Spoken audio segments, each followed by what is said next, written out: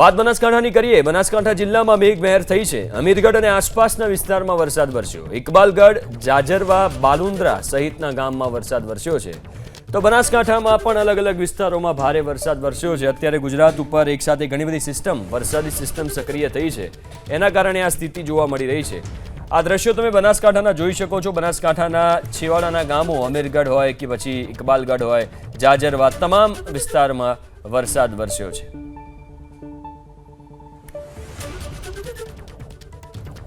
તો બનાસકાંઠામાં પણ ભારે વરસાદી માહોલ જોવા મળ્યો। બનાસકાંઠાના અનેક વિસ્તારમાં વરસાદ વરસ્યો છે। અલગ અલગ જિલ્લાઓમાં વરસાદ વરસ્યો છે। બનાસકાંઠા અલગ અલગ તાલુકાઓમાં વરસાદ વરસ્યો છે। બનાસકાંઠામાં મેઘમહેર થઈ છે। ખેડૂતો પણ રાહ જોઈ રહ્યા હતા કે સારો વરસાદ વરસે।